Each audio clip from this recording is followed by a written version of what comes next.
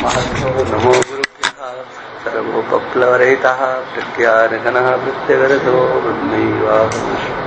ब्रह्मैवाहमस्मि। श्रुतिस्मृतिपुराणानामालयं करुणालयं नमामि भगवत्पादं शङ्करं शङ्कराचार्यं केशवं बादरायणं पूर्वाश्रितौ वन्दे भगवन्तौ ईश्वरो गुरुरात्मेति मूर्तिभेदविभागिने व्योमवद्व्याप्तदेहाय दक्षिणामूर्तये नमः। ओम शांतभागं शिवमतुल्यं प्रदायकं सुखिनं प्राशकं ओमदारिदोषां प्रमामितं सद्गुरुं वामदेवं। भाई बताना किस पृष्ठ पर था?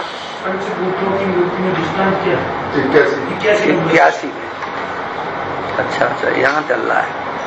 तो दृष्टांत ये देते हैं कि पंच महाभूतों की निवृत्ति में दृष्टांत। किसी को जब भूत लगता है, कहते हैं ना इसको भूत लग गया है, तो जिसे भूत लगता है उसके भूत को उतारने के लिए जो भूत को उतारने वाला है, हाँ, उसको बुलाते हैं। और वो फिर जो स्वांग करता है, डमरू भी बजा सकता है, उड़द इधर फेंक सकता है, चने इधर फेंक सकता है ना, और लवणाधिक वस्तु में मिला करके उनका बलिदान करता है और भूत की निवृत्ति करता है। ऐसे ही आकाशादिक पंचभूत पंच महाभूत रूप शरीर इस जीव को लगे हुए हैं। शिष्य ब्रह्मनिष्ठ गुरु रूप धानक को विधि पूर्वक शरण में जाकर के वेद शास्त्र रूपी डमरू बजा करके पूर्वक 25 तत्वों में से 5-5 तत्व रूप अपना अपना भाग प्रत्येक भूत को बलिदान अर्पण कर, जब मैं इन 25 तत्वों का दृष्टा हूँ ऐसा दृढ़ निश्चय करता है, तब इन पंच महाभूतों की अत्यंत निवृत्ति होती है। ठीक है, मतलब जो अभी तक बता करके आए 25 तत्व, और उन 25 तत्वों में क्या क्या है वो 5 तत्व में नहीं और 25 तत्व में नहीं। और ऐसा निश्चय जब हो जाता है कि ये मैं नहीं हूँ, इन 25 तत्वों का मैं दृष्टा हूँ, जो पहले कह करके आए उसमें एक एक को आप देखने वाले हो, ये प्रक्रिया है ना। इसको ये केवल पढ़ने के लिए नहीं है कि आपने यहाँ पुस्तक को पढ़ लिया और फिर कल आकर के यहाँ खोल दिया, इससे कुछ नहीं होने वाला। इसकी एक एक प्रक्रिया को, जैसे आप लोग गीता रामायण का पाठ करते हो, उसका नित्य पाठ करो और समय दो। हाँ, कि मैं ये आकाश देख रहा हूँ, मैं पृथ्वी देख रहा हूँ, मैं जल देख रहा हूँ, मैं अग्नि देख, ये सब देख रहे हो, आपके व्यवहार में दिखाई पड़ रहा है। और उन 5 तत्वों के फिर 5-5 जो बताए गए हैं पीछे जो आया है, उन सबका मैं दृष्टा हूं। तो मैंने स्थूल शरीर के एक एक इंच स्थिति पर आपकी दृष्टि चली जाएगी। इसके अंदर मांस है, इसके अंदर हड्डी है, इसके अंदर मज्जा है, इसके अंदर चमड़ी है, रोम है ना, ये जो कुछ है ये सब है। क्या समझे? है कि नहीं है? इसमें कोई कसर है क्या?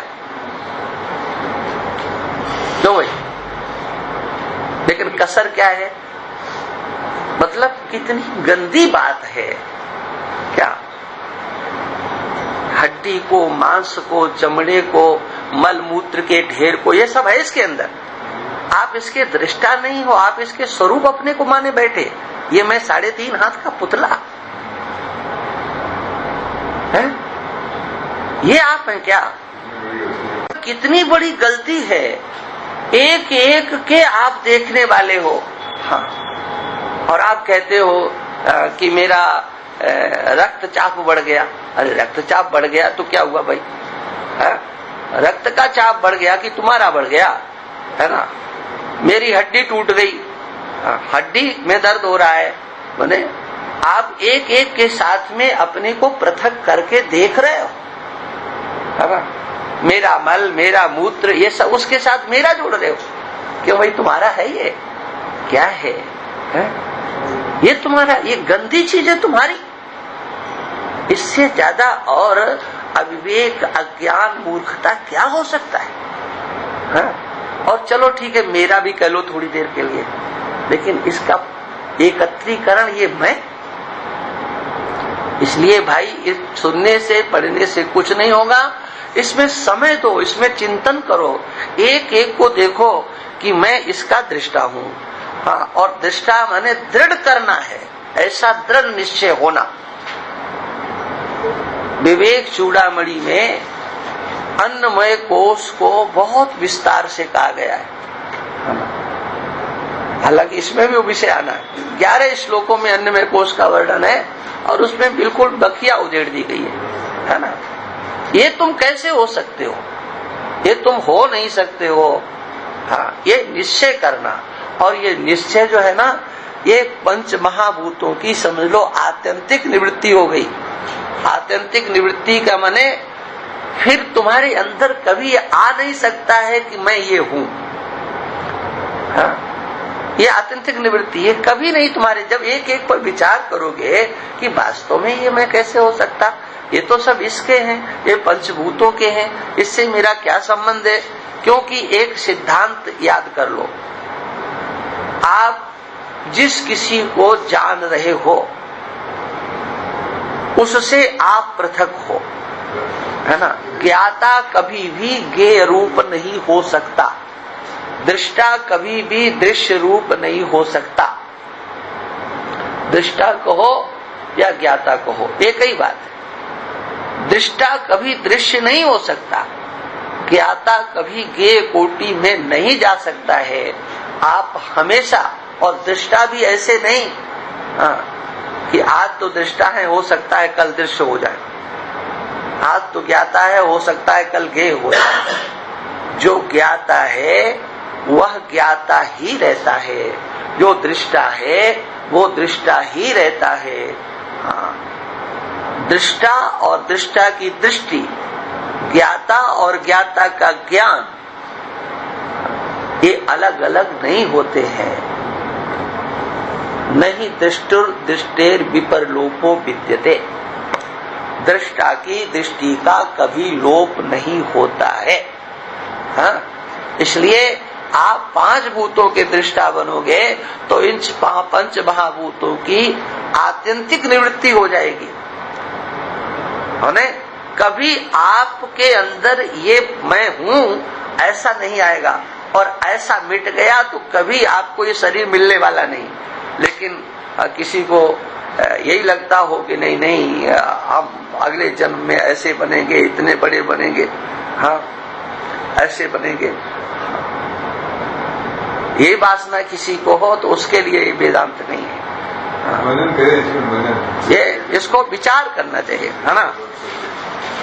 नोट, पंचीकृत पंच महाभूतों के तमोगुण से मिले हुए भाग से स्थूल शरीर की रचना होती है। इस स्थूल देह का मैं दृष्टा हूँ। सूक्ष्म देह क्या है? अपंचीकृत पंच महाभूतों के 17 तत्वों का ये सूक्ष्म शरीर है। जैसे ये शरीर हमको दिखाई पड़ता है, ये 5 तत्वों का है, 5 के 25 तत्व हो गए। उसी प्रकार से इस शरीर के ही अंदर सर्वत्र वह सूक्ष्म शरीर विद्यमान है, सर्वत्र है। हाँ, तो वो सूक्ष्म शरीर दिखाई नहीं पड़ता है, इसीलिए उसको सूक्ष्म कहते हैं। वो हमारे दृष्टि का विषय नहीं होता है। जो दृष्टि का विषय होता है वो स्थूल शरीर ही होता है ना। तो 5 ज्ञानेंद्रियां, 5 कर्मेंद्रियां, 5 प्राण, मन और बुद्धि, ये 17 तत्व है। हाँ, कहीं कहीं इनको बढ़ा भी देते हैं और कम भी कर देते हैं। वो आपकी वक्ता की या विद्वान की विवक्षा के ऊपर है कि वो कहना क्या चाहता है। विषय को अति संक्षेप करना चाहता है या अति विस्तार करना चाहता है या मध्यम कोटि में रखना चाहता है। उस वक्ता के कहने की शैली के ऊपर निर्भर है। ये 5 ज्ञानेंद्रियां, ये तो आप सब जानते ही होंगे, श्रोत्र, त्वचा, चक्षु, जिह्वा। हाँ, जिह्वा का अर्थ रसना समझ लेना, इसलिए कोष्टक में कर दिया। और घ्राण, ये 5 एक ही जीव के अंदर, ये जो जीव है ना, इसके अंदर 3 इंद्रियां निवास करती हैं।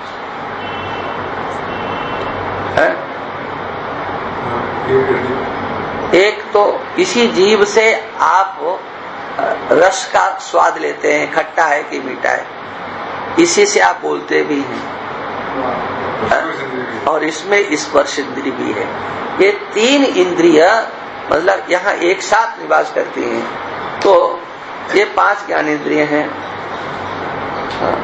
क्रमशः कान, चमड़ी, आंख, जीभ, नाक स्थानों में रहती हुई स्व स्व विषय को ज्ञान कराने वाली इंद्रियां हैं, इसलिए इनको ज्ञान इंद्रिय कहते हैं।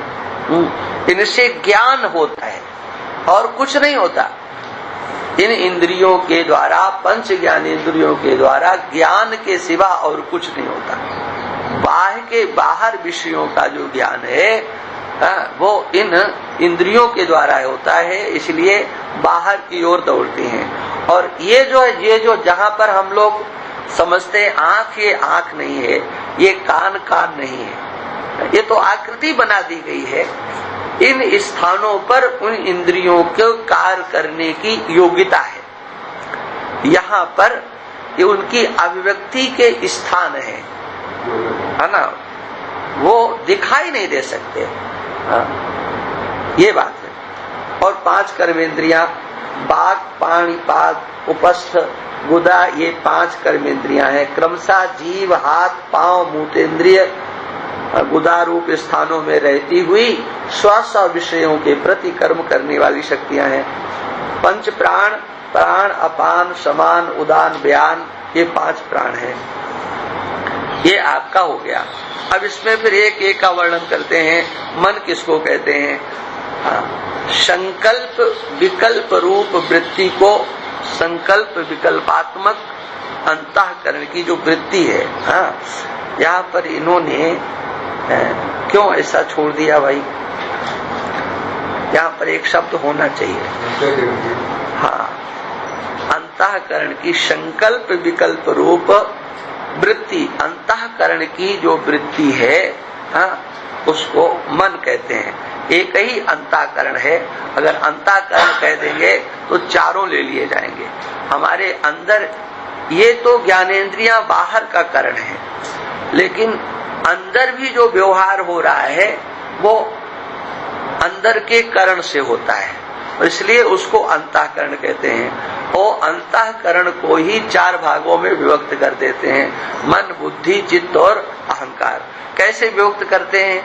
एक ही वस्तु 4 रूपों में कार्य करती है। जैसे एक ही व्यक्ति है, 4 जगह पर व्यवहार करता है, तो उसे 4 नामों से पुकारते हैं। लोक में देखा जाता कि नहीं?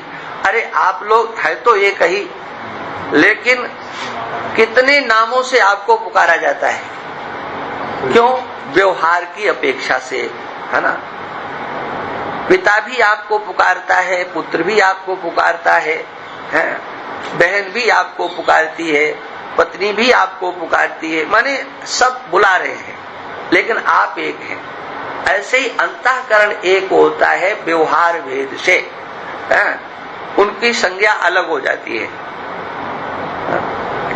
लोगों प्राय करके लोगों को पता ही नहीं होता है कि मन है क्या चीज।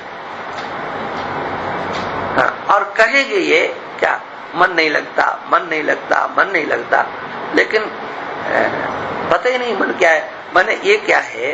संकल्प विकल्प रूप अंतःकरण की जो वृत्ति है, इसको मन कहते हैं। करूं कि नहीं करूं, इसका एक आधार होता है।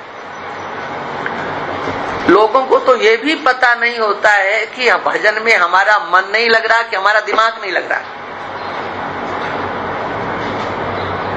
क्या ये भी ध्यान में हमारा मन नहीं लग रहा है, कि हमारा दिमाग नहीं लग रहा है, कि हमारा चित्त नहीं लग रहा है? यही लोगों को साधना की दृष्टि से कुछ नहीं पता होता है। मन और चित्त में क्या मन संकल्प विकल्प करता है, और चित्त समग्र संस्कारों का पुंज होता है। उनमें जाने कितने उसमें संस्कार छिपे हुए हैं जो अनुद्भूत हैं, अनुद्भूत हैं। हाँ। चित्त नदी उभय तो वाहनी, बहति पुण्याय बहति पापाय। ये चित्त नदी इतनी विशाल है कि कब क्या इसमें से बहने लग जाए, कौन सा संस्कार उद्भूत हो जाए, और जो संस्कार उद्भूत हुआ नहीं, हाँ, कि बस वो विषय को प्राप्त करके उद्भूत होता है, हाँ, या बिना विषय के मनोराज्य होने लगता, दोनों तरह से चलता है काम।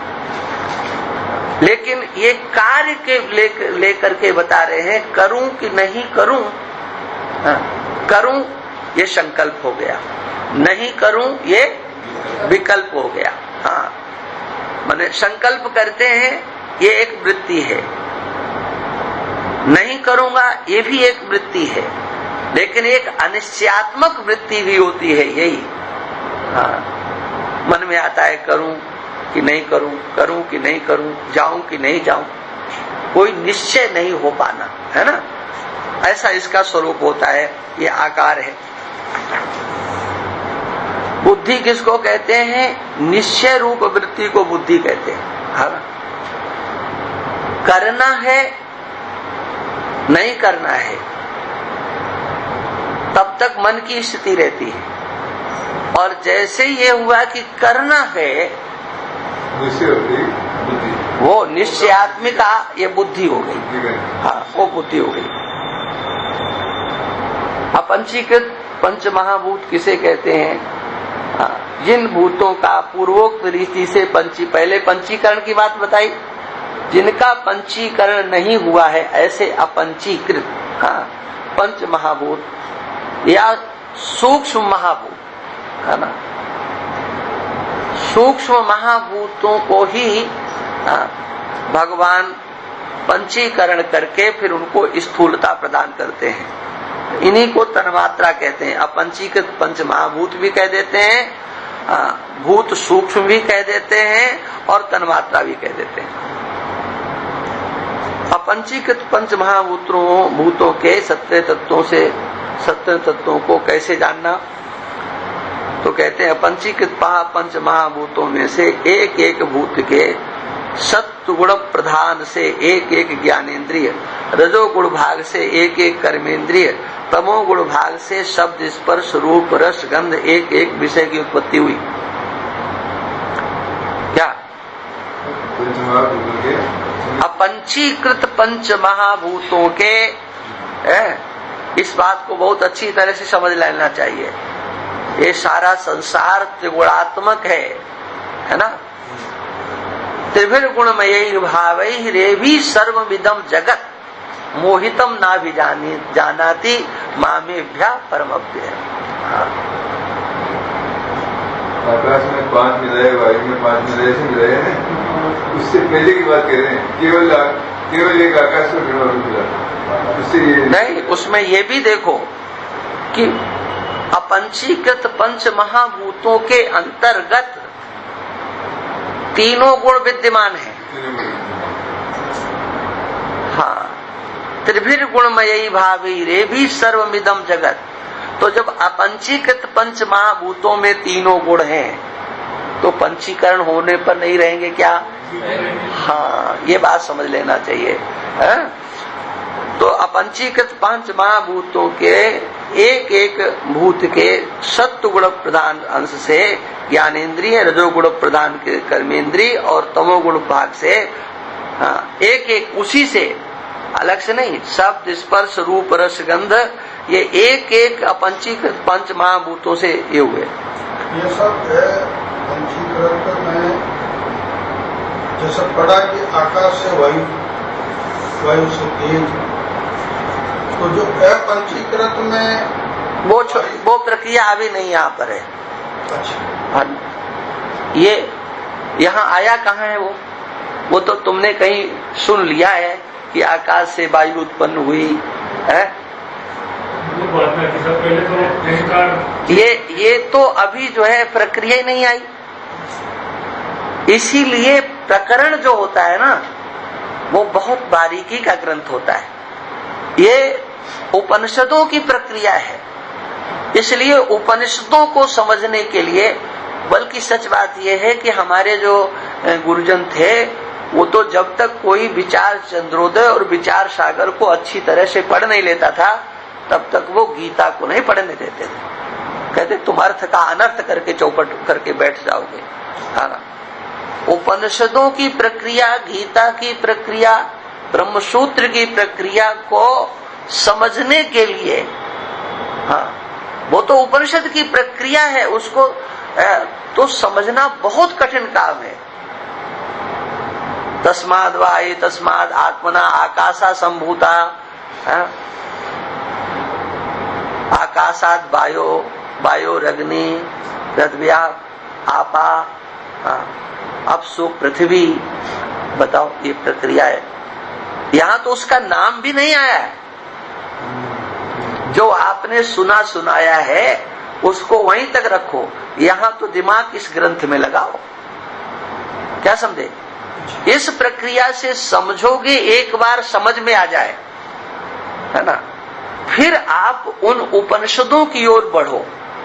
और केवल वो 10 ही उपनिषद नहीं है, ये प्रक्रिया भी उपनिषदों में है, लेकिन वो उपनिषद आज हमारे बीच में नहीं है। हमारे पास यहाँ रखे हैं 108 उपनिषद, इनमें उनकी ही सारी प्रक्रिया है, लेकिन 10 उपनिषदों में जिस प्रक्रिया का वर्णन है, उस प्रक्रिया को समझने के लिए ये विषय है। और आपको याद होना चाहिए, दूसरा प्रकरण क्या था?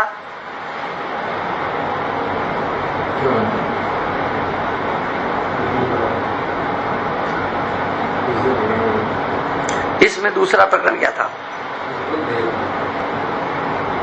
ले, ये है पढ़ाई आप लोगों की।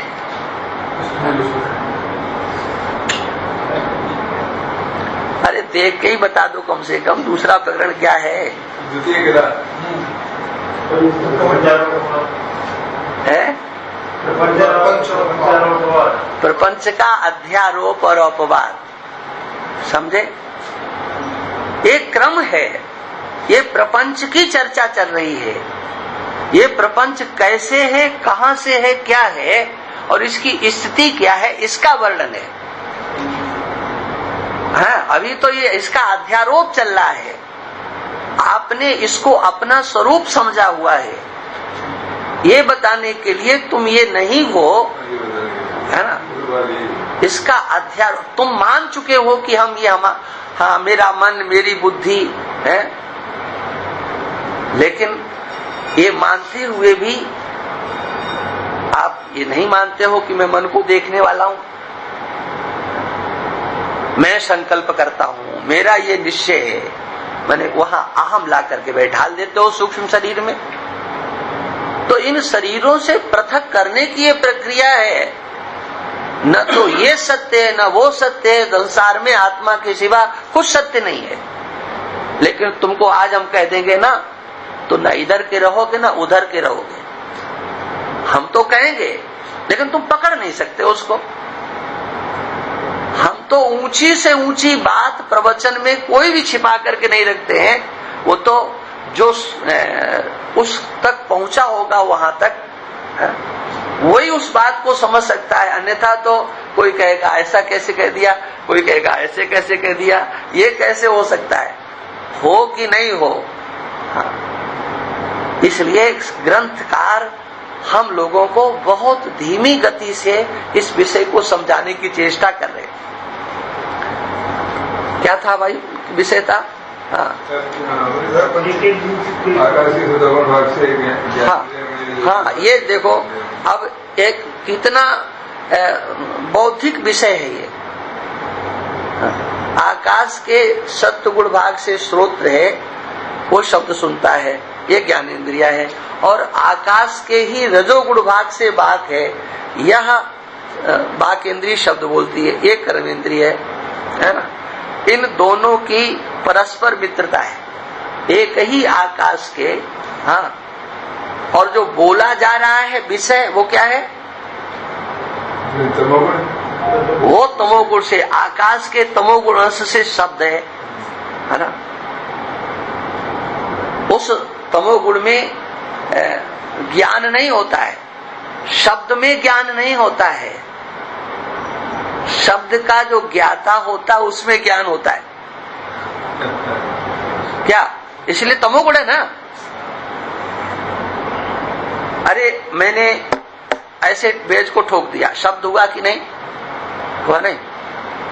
अब ये ज्ञान इसको है कि तुमको है। हमारे शब्द को इस मेज ने सुना कि तुमने सुना, है ना।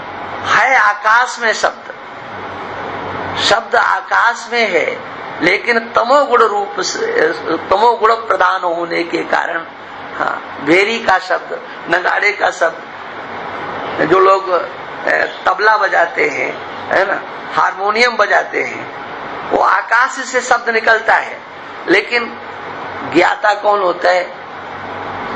हारमोनियम को ज्ञान होता है कि ये क्या गा रहे हैं, तबले को ज्ञान होता है क्या बजा रहे हैं। क्यों? तमोगुण अंश से शब्द की उत्पत्ति है, इसलिए उस शब्द को कहाँ के शब्द का कैसे प्रयोग करना है, उस शब्द को कैसे देना है, ये ज्ञाता का के पास में विवेक होना चाहिए। हाँ, इसी प्रकार से वायु के सत्व गुण का भाग त्वचा है, स्पर्श ज्ञानेंद्रिय है, और वायु के रजोगुण का भाग पानी है, माने पानी माने हाथ, है ना। ये स्पर्श व्यवहार का निर्वाह करता है, कर्मेंद्रिय है।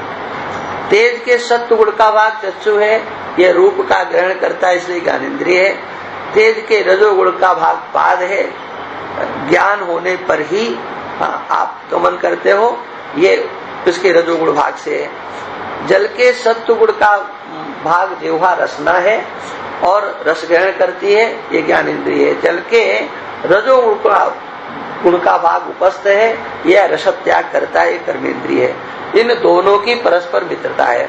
पृथ्वी के सत्व गुण का भाग घ्राण है, ये गंध को ग्रहण करता है, ज्ञानेंद्रिय है। और पृथ्वी के रजोगुण का भाग बुधा है, ये गंध त्याग करता है, कर्मेंद्रिय है। इन दोनों की परस्पर भिन्नता है। इन्हीं पंच महाभूतों के रजोगुण के भाग से मिश्रण से अपंचीकृत, इसमें इतना और जोड़ लेना भाई, इन्हीं अपंचीकृत पंच महाभूतों के रजोगुण के सम्मिलित अंश से ये 5 प्राण बनते हैं। इन पंचभूतों के सत्वगुण के भाग से मिलकर के अंतःकरण बनता है, रजोगुण भाग से, है ना। और पंचभूतों के सम्मिलित सात्विक अंश से अंतःकरण बनता है। आया समझ में कि नहीं? प्राण और अंतःकरण ये दोनों सम्मिलित स्वरूप से बनते हैं। अपंचीकृत पंच महाभूतों के संयुक्त सात्विक स्वरूप से, सात्विक अंश से अंतःकरण का निर्माण है ना। और राजस अंश से प्राणों का पंच प्राणों का निर्माण है।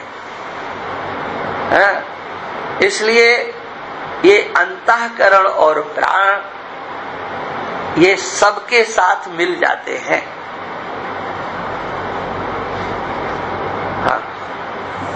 अंतःकरण के बिना ज्ञानेंद्रियों की गति नहीं, और प्राणों के बिना कर्मेंद्रियों की गति नहीं। किसी भी कर्मेंद्रिय की प्राण शक्ति के बिना गति नहीं है, और किसी भी ज्ञानेंद्रिय की अंतःकरण के बिना गति नहीं है। इसलिए अंतःकरण प्रत्येक ज्ञानेंद्रिय के साथ मिला है, प्राण प्रत्येक कर्मेंद्रिय के साथ मिले हैं। ये बहुत वैज्ञानिक विषय है, ऐसा नहीं है कि इसको अपने आप कर दीजिए। नेत्र से रूप देखा गया, आंख ने देखा, आंख का केवल कार्य है रूप को देखना, लेकिन रूप कैसा है ये निर्णय करना ये आंख का काम नहीं। रूप क्या है, रूप का को देखने वाले आंख है। काला है, श्वेत है, नीला है, पीला है, ये आंख का धर्म नहीं है। ये तो आपके मन में कल्पित है कि इसको क्या कहेंगे, इसको क्या कहेंगे। कोई आकृति आपके सामने आती है, इसको पुरुष कहना है कि इसको स्त्री कहना है, ये आंख का काम नहीं है। हाँ, इसलिए प्रत्येक व्यवहार में ज्ञानेंद्रिय के साथ हमारा जब मन लगता है, बुद्धि का योग होता है, तभी जाकर के वो कार्य होता है। आप सुन रहे हो और अभी आपका हिसाब किताब में चला जाए मन, तो क्या होगा बताओ? सुनोगे? मन चला जाए, आपके कान यहीं रहेंगे, लेकिन आप सुन नहीं सकते हो। दुकान का चिंतन होने लग जाए, बैठे भले ही रहो, हाँ, बीच बीच में प्रश्न भी कर दो, क्योंकि हमको ये भी तो बताना है कि नहीं हम सुन रहे हैं ध्यान से, है? लेकिन आपका मन चला गया तो आप सुन कुछ नहीं पाओगे। हाँ, और क्या? हाँ, बस ये बात है। अपंचीकृत पंच महाभूतों के कार्य सत्य तत्व ऐसे जानना। सत्य तत्व समझने का फल क्या है? ये सत्य तत्व मैं नहीं और मेरे नहीं, अपंचीकृत पंच महाभूतों के हैं। यह सत्य तत्वों के समझने का फल है। हाँ, ये सत्य तत्व मैं नहीं और मेरे नहीं, ये किस कारण से? इन सत्य तत्वों को मैं जानने वाला प्रकाशक आत्मा हूँ। जो जिसको जानता है वह उससे पृथक होता है। ये बातें हम कितनी बार आपको बता चुके हैं। यह नियम है। इस कारण से ये सत्य तत्व मैं नहीं, मेरे नहीं, ये सब जानना। हाँ, मेरी आंख, मेरे कान इत्यादि, मेरा हाथ, मेरा पैर बोलते हो कि नहीं? तो मेरे से, मैं से मेरा पृथक हो गया, और आप इनको देखते भी हो, हालांकि देख नहीं सकते हो। आप देख नहीं सकते हो इनको। हाँ, अपने नेत्र को आप देख नहीं सकते। जो इसको ही मानते हैं, इसको ही आंख मानने वाले हैं, उनसे ही हम पूछते हैं तुम आंख को देख रहे हो क्या? तो बोले नहीं, हम दर्पण के सामने खड़े हो जाएंगे। तो बताओ, आंख को देखोगे कि आंख के प्रतिबिंब को देखोगे? हाँ, आंख को नहीं देख सकते हो। ये बातें ऐसे नहीं है कि भाई चलो भाई चल दो, ठीक है ठीक है। किसी देखेंगे काज में देखेंगे तो काज में दिखेगा। आप प्रतिबिंब देख सकते हो, नेत्र को नहीं देख सकते हो। और फिर जब नेत्र को ही नहीं देख सकते हो तो नेत्रेंद्रिय को तो देखने की इच्छा ही छोड़ दो। हाँ, ये है। चलो अच्छा, अब देखो आत्मा के प्रकाशने में दृष्टांत क्या है। अब इन्होंने ये जो प्रकरण लिया है, ये बहुत अच्छा प्रकरण है। ये पंचदीप का, वहां पर पंचदशी का प्रकरण लेकर के आए। नृत्यशाला में उसमें स्थित दीपक रखा हुआ है। राजा है, प्रधान है, अनुचर है, नायिका है, वजंत्री है, अन्य सब लोग हैं। इन सभी के बैठे होने पर तब भी वह दीपक उसको प्रकाशित करता है, और जब सब उठ करके चले जाएं तब भी उस शून्य खाली ग्रह को दीपक प्रकाशित करता है। ऐसे ही ये स्थूल देह रूपी एक नृत्यशाला है।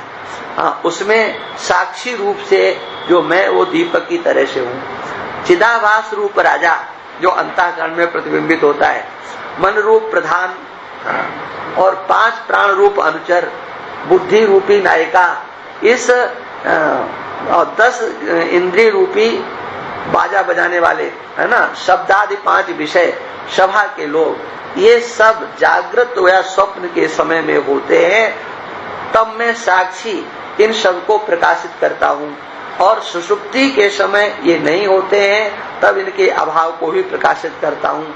मैंने प्रकाशित करता हूँ, मैंने हैं, इनकी स्थिति को बोधित कराता हूँ, बताता हूँ कि है ना। ऐसे समझना। जागृत अवस्था में इंद्रियां और अंतःकरण, इन दोनों के सहायता से मैं प्रकाशित करता हूँ, है ना। अंतःकरण और इंद्रियां जागृत अवस्था में दोनों रहती हैं। स्वप्नावस्था में बिना इंद्रियों के केवल अंतःकरण के सहायता से प्रकाशित करता हूँ, और सुषुप्ति अवस्था में इंद्रियां और अंतःकरण इन दोनों की सहायता के बिना केवल मैं ही प्रकाशित होता हूँ, ऐसे समझना।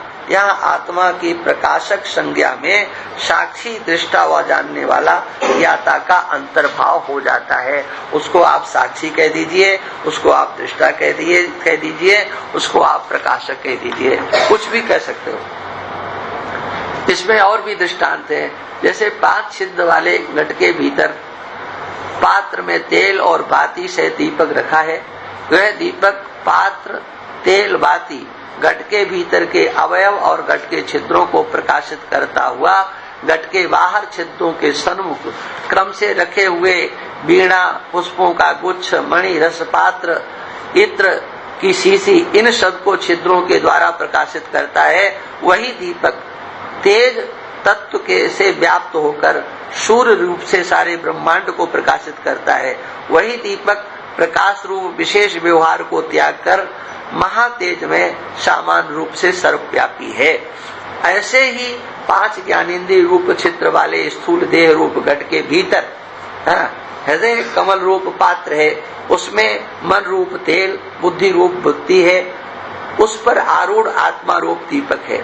वह दीपक हृदय रूप पात्र, मन रूप तेल, बुद्धि रूप बत्ती, देह के भीतर के अवयवों और इंद्रिय रूप छिद्रों तथा इस सभी को प्रकाशित करता हुआ या जानता हुआ इंद्रियों के संबंध वाले शब्दादि विषयों को भी इंद्रियों द्वारा प्रकाशित करता है। वही दीपक माया की व्यापकता द्वारा ईश्वर रूप से ब्रह्मांड आदि सर्व बाह्य प्रपंच को प्रकाशित करता है। वही दीपक प्रकाशक व्यवहार को त्याग कर सामान्य चेतन ब्रह्म रूप से सर्वव्यापी होता है। यह इसमें दूसरा दृष्टांत है। ऐसा कहने से निर्णय क्या हुआ? तो कहते उपरोक्त 17 तत्व मैं नहीं, मेरे नहीं, पंच महाभूतों के हैं, मैं इनका जानने वाला दृष्टा, घट दृष्टा की तरह इससे न्यारा हूँ, यह निर्णय हुआ। 17 तत्व मैं नहीं, मेरे नहीं। हाँ, यह कैसे समझना? 5 ज्ञानेंद्रियों में श्रोत्र, हाँ, अब देखो एक एक का वर्णन कर रहे हैं। पहले तो इसी में समझ में आ जाना चाहिए क्या? पहले तो यही समझ में आ जाना चाहिए कि ऐसे ही, लेकिन गलती कहाँ होती है? आप कान से शब्द सुनते हो, है ना? तो शब्द कान ने सुना कि आपने सुना?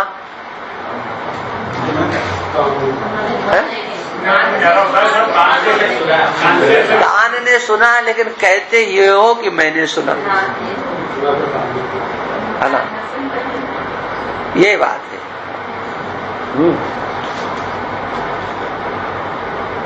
शब्द सुने उसको भी जानता हूँ और न सुने तब उस सुनने के अभाव को भी जानता हूँ। तुमने सुना, इसको भी जाना, है ना? और नहीं सुना, इसको भी जाना।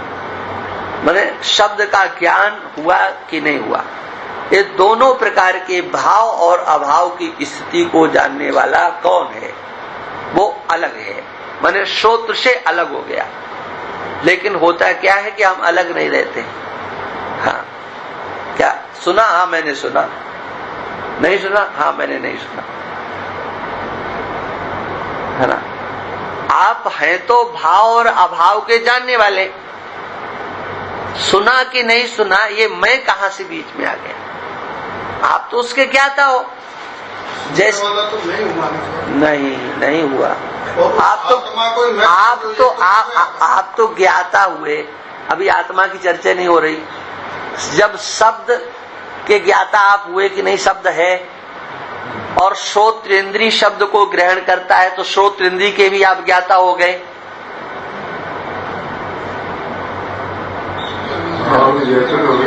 आप ज्ञाता हो गए ना, माने शब्द के भी आप ज्ञाता हो गए और श्रोतेंद्रिय के भी आप ज्ञाता हो गए, और उनके साथ लगा हुआ अंतःकरण उसके भी आप ज्ञाता हो गए। तो फिर आप कर्ता कैसे हो गए? श्रवण करने वाले ये करें, श्रवण करने वाला तो नहीं हुआ। कैसे हुए आप कैसे हुए भाई? सुन कौन रहा है? तो प्रतिध्वनित शब्द कहाँ? आवाज को आप कैसे हुए? आप तो सबके ज्ञाता हो गए। अभी तक बुद्धि को आपने जाना, मन को आपने जाना, है ना। बुद्धि और मन के योग के बिना कर्णेंद्रिय कार्य करती है क्या? जानने वाला तो नहीं हुआ ना साहब। नहीं हुआ। नहीं तो जाना। अभी उस मैं की चर्चा ही नहीं, अभी तो आप ज्ञाता की चर्चा हो रही है। हाँ, ये ध्यान रखो। अभी आप जानने वाले हो, आप ज्ञाता, केवल ज्ञाता हो, ये ध्यान रखो। सूक्ष्म है सर। नहीं, कोई सूक्ष्म नहीं है। क्या सूक्ष्म है? सुनने वाला, हम तो यही समझ रहे हैं, सुनने वाला मैं हूँ। अरे भाव और अभाव, हर विषय का भाव भी होता है और हर विषय का अभाव भी होता है। सुन रहा हूँ और सुन रहा हूँ। पहले सुनो, विषय अलग चीज है। आप विषय हो कि विषयी? तो विषय से पृथक हो गए ना आप ज्ञाता के रूप में हो गए। तो ज्ञाता ज्ञाता रहता है, ये ध्यान रखना। ज्ञाता का कोई स्वरूप दूसरा बदल नहीं सकता, है ना। अज्ञान क्या चीज है? जो ज्ञातित्व शक्ति वाला है, ज्ञातित्व वाला धर्म वाला है, ज्ञातित्व ही जिसका स्वरूप है, उसी के ऊपर कर्तृत्व और भोक्तित्व लादा जाता है। मूर्खता तो इसी का नाम है। कोई आसमान से टपकती है क्या? नहीं आया समझ में? भगवान यही तो बता रहे हैं कि सुनो, मैं कौन हूँ, यही तो बता रहे हैं कि भाई मैं शरीर नहीं। यही तो कह रहे। तो सुनने वाला भी मैं हुआ, मैं अलग हूँ। अरे भाई, यही तो बता। आप यहाँ यही समझना है कि आप ज्ञाता हो। यहाँ का है? मैं और ज्ञाता में भी क्या फर्क? अरे क्यों नहीं हो? आप शब्द से अलग हो गए, इंद्री से अलग हो गए, मन से अलग हो गए, तो व्यवहार किससे होता है? तो मैं भी आप ज्ञाता हो, आप करता नहीं होगे। मैं सुनता हूँ, ये करता हो गए आप। नहीं, सुनना क्रिया है साहब, करता है इसमें क्या? अरे मैं सुन रहा हूँ। अरे भाई, क्या बात करते हो ये? अरे यही कर्तृत्वाभिमान। मैं सुनता हूँ, ये मैं सुनता हूँ, यही कर्तृत्वाभिमान हो गया। सुनना तो है क्रिया, तो सुनता हूँ ये हो। ये सुनता हूँ, मैंने सुना है, यही कर्तृत्वाभिमान हो गया। सुनने में कर्म क्या हुआ साहब? अरे भाई, शब्द हुआ ना, सुनना क्रिया है, सुनना है ना। सुन ही रहा हूँ, मैं हाँ, सुन रहा तो हूँ। क्या हुआ? वो करता हो गया। वो आपने मैं सुनता हूँ, यही कर्तापना है। अहम श्रोता, श्रोता हम, मैंने शब्द सुना है। ये वो अहम कौन है? अरे मेन चीज यही तो है कि वो अहम। आप वहाँ उसकी अभी उसकी चर्चा ही नहीं आ रही है। अभी जो यहाँ कहा जा रहा है ना, उसको आप समझिए। अभी तो आपको कबूतर वाला का ही कहना पड़ेगा। ये ध्यान रखना, ये प्रक्रिया है। इसमें जो कुछ कहा गया है उसको आप समझिए, है ना। शब्द के भाव और अभाव, है ना। आपके कान कैसा सुन रहे हैं? सुनाई दे रहा है कि नहीं दे रहा है? क्या कहते हो? मेरे कान को सुनाई नहीं दे रहा है और मैं बहरा हूं, इन दोनों में अंतर है कि नहीं? मेरा कान रोगी हो गया, मेरे कान में रोग हो गया और मैं बहरा हो गया। ये तो शरीर से जुड़ा हुआ। अरे शरीर, यही तो बात है। और जैसे मैं बहरा हो गया, ये शरीर से जुड़ा हो गया, ऐसे मैंने सुना, ये शरीर से जुड़ा हो गया। क्या समझे? आया समझ में? हाँ, ये विषय ऐसे ही चलता है। इसमें इसलिए ये सूत्र में नहीं। क्या हुआ? क्या बोल रही राजकुमारी? दिमाग खुजला रही है। तो आप तो कह रहे महसूस करना तो कोई ज्ञाता नहीं, ज्ञाता। अरे ज्ञाता माने 3.5 हाथ का शरीर नहीं, ज्ञाता माने 17 तत्वों का शरीर नहीं, ज्ञाता माने अज्ञान नहीं, कारण दे नहीं। इन तीनों से विलक्षण जो है सो है, वो ज्ञाता है। ये ध्यान रखना, मैं श्रोता नहीं हूँ। ये तो फिर अज्ञान आप वहीं आकर के टपक जाओगे, जहां से चले थे वहीं बैठ जाओगे। क्या समझे? हाँ, ज्ञाता हूँ, ये श्रोता चीज एक अलग है। हाँ, उसको तो आप जो है श्रोतेंद्रिय से जहां संबंध आपने जोड़ा वहां 3.5 हाथ के शरीर से, क्योंकि सूक्ष्म शरीर की उपलब्धि का द्वार ये स्थूल शरीर है। सूक्ष्म शरीर में अहंकार आया नहीं कि पंचभूतों में अहंकार अपने आप टपक पड़ेगा। ठीक है ना ये बात। इसी प्रकार त्वचा, वायु को, चक्षु, तेज को अब एक एक करके नहीं दिया है, सबको एक एक को समझ लिया। जिह्वा जल को और घ्राण पृथ्वी का कार्य है। मैं इनको जानने वाला दृष्टा घट दृष्टा की तरह इससे न्यारा हूँ, ऐसा समझना। ठीक है। इसी प्रकार से पंच कर्मेंद्रियों में बाघ निसंदेहता क्यों नहीं होती है? निसंदेहता कैसे हो साहब? इसका निसंदेहता इसलिए नहीं कि 1 घंटे के लिए आप यहाँ आते हो और अभी आए हो, 50-55 की आयु में आप लोग आए हो और सुना जाने कब से है, इस जन्म में भी सुना, उसके पहले भी सुना होगा, तो वो संस्कार इतने दृढ़ हो गए हैं कि लगता है कि एकदम मटिया मेट कैसे कर दे। हाँ, है क्या देखो, रस आ रहा है किसमें? इस शरीर में अहंता करने पे रस आता है। हाँ, मैं ऐसा है। और सूक्ष्म शरीर में भी रस आपको आ रहा है, प्राण शक्ति में भी आप आनंद ले रहे हो। लगता है कि हम इससे अलग हो गए तो चौपट हो जाएंगे, मिलेगा क्या? हाँ, तो इसको आप पढ़ो। मैं भी गारंटी लेता हूँ, इसका आप चिंतन कीजिए। हाँ, अच्छी तरह से चिंतन करो, गाड़ी पार हो जाएगी, ये गारंटी मैं लेता हूँ। इससे सरल आपको बता दें, हमारे वेदांत दर्शन में इस विचार चंद्रोदय से सरल आज तक कोई लिखने वाला नहीं हुआ। एक भी शब्द, ये तो इन्होंने लिख दिया है उस गुटके में, विचार चंद्रोदय, विचार सागर और वृत्ति प्रभाकर, ये इस प्रकार के लिखे हुए ग्रंथ हैं कि भारत के किसी भी विद्वान को उस पर कलम चलाने का साहस नहीं हुआ। एक भी शब्द को न वो घटा सकता है। हमें वास्तव में इससे पढ़ाने में रस नहीं आ रहा, हमको तो गुटका हो तो उसको ज्यादा हमें अच्छा लगता है। एक भी शब्द आप इधर, एक अक्षर को इधर सुधर नहीं कर सकते। ये सरलतम तरीका है। इसमें तो इन्होंने कहीं कहीं बहुत शॉर्ट कर दिया, जैसे अभी एक को बता करके और कह दिया ऐसे ही पांचों को, चारों को और समझ लेना। ये अच्छा बोले उसको भी जानता हूँ, हाँ, और नहीं बोले उसको भी जानता हूँ, उसके भाव को जानता हूँ। मैंने हमारी वाणी काम कर रही है कि नहीं है? कभी कभी ऐसा होता है ना कि जीभ नहीं पलटती है।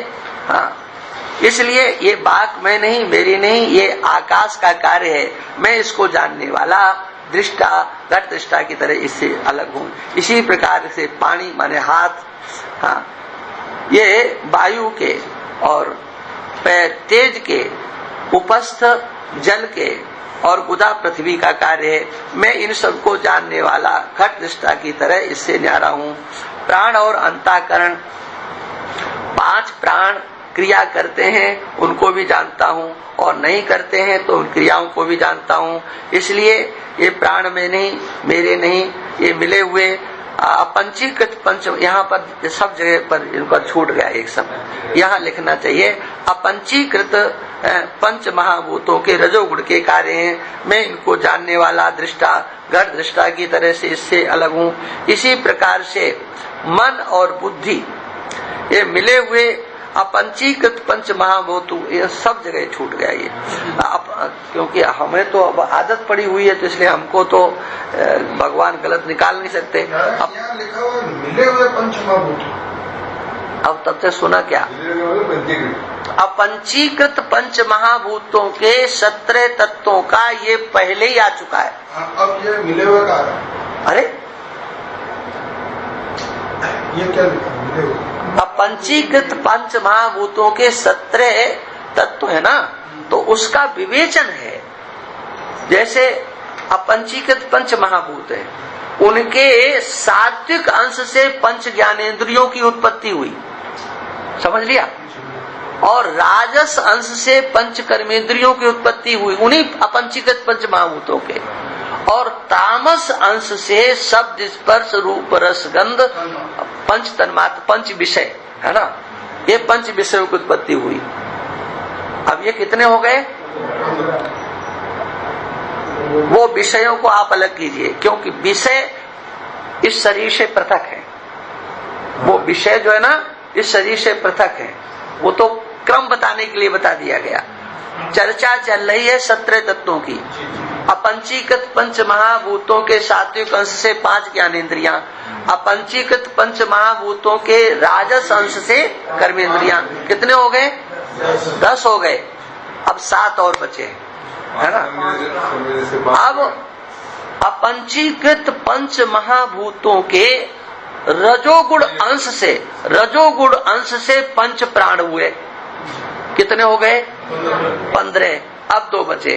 अपंचीकृत पंच महाभूतों के सम्मिलित सात्विक अंश से मन और बुद्धि बने।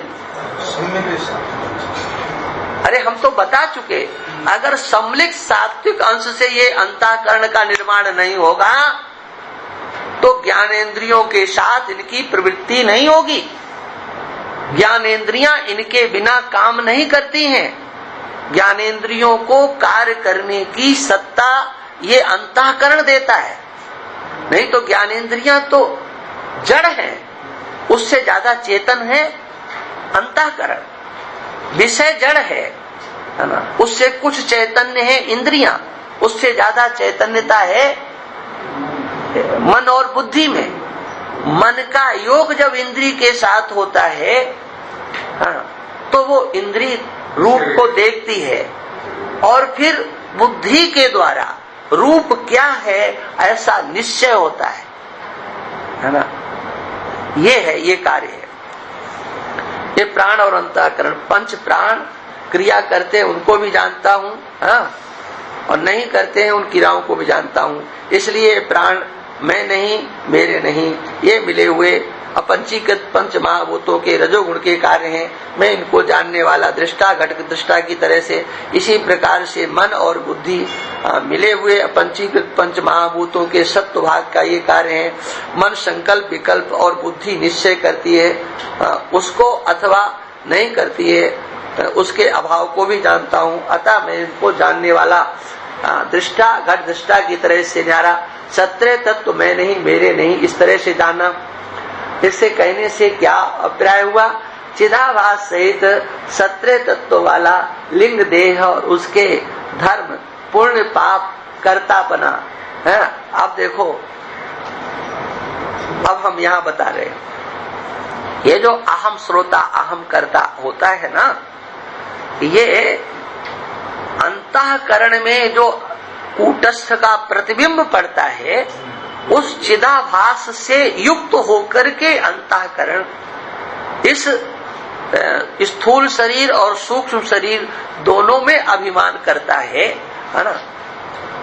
वो करता कहता है क्या कि मैं करता हूँ, मैं करता हूँ। ये कर्ता भोक्तापना आत्मा का धर्म नहीं है। इसलिए पुण्य पाप कर्तापना ये अंतःकरण के और उनके फल सुख दुख का भोक्तापना ये सब चिदाभास का धर्म है।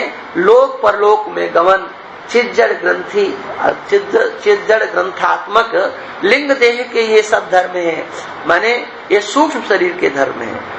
अब इन्होंने कितना अच्छा पंचदशी से विषय को उठा करके लाए हैं। वैराग्य सम दम आदि सात्विकी, सात्विक गुण का कार्य है। राग द्वेष हर्ष शोक आदि ये राज से, और निद्रा आलस प्रमाद आदि ये तामसी वृत्तियां, क्षुधा पिपासा आदि प्राणों के धर्म।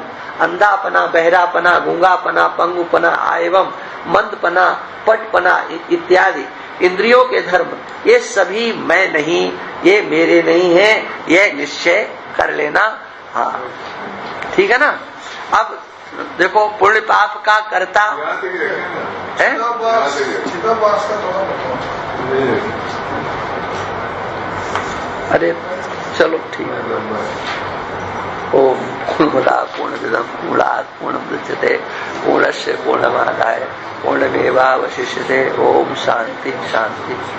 श्रुति स्मृति पुराणानामालयं करुणालयं नमामि भगवत्पादं शंकरं लोकशंकरं शंकरं शंकराचार्यं केशवं श्रोत्रभाषितौ वन्दे भगवन्तौ ईश्वरो गुरुरात्मेति मूर्तिभेद विभागिने व्योमव्याप्तदेहाय दक्षिणामूर्तये नमः। ओम शांति शांति शांति।